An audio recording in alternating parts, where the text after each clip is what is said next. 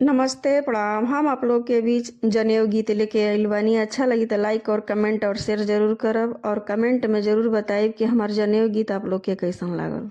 गलिया गलिया घूमेलिया पन फुआ हाथे कजरवटा ले हो।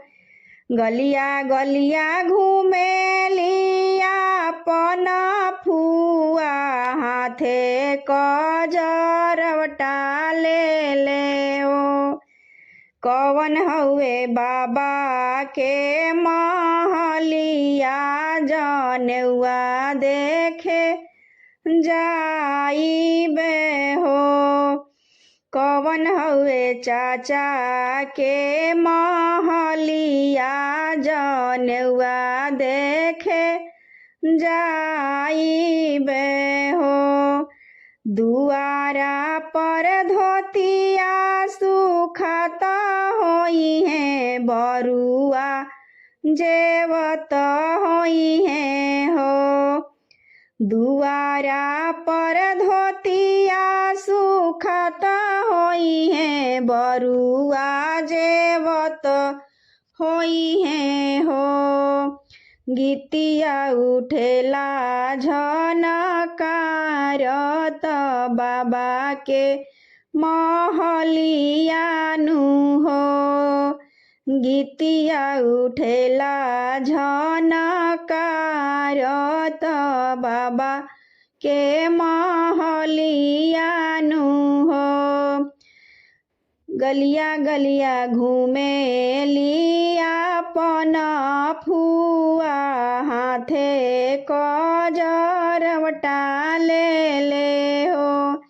गलिया गलिया घूमेलिया पन फुआ हाथे कजरवटा ले हो। कवन हवे बाबा के महलिया जनेउआ देखे जाइबे हो। कवन हउए चाचा के महलिया जनेउआ देखे जाइबे हो।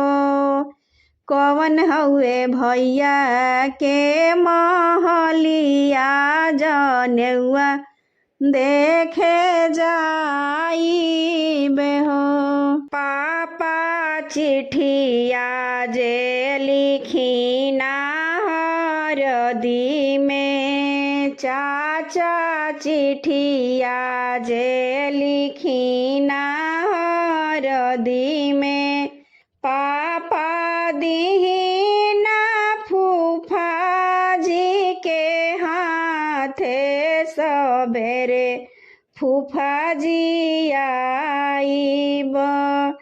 पापा दीना जीजा जी के हाथे सबेरे जीजा जी आइब।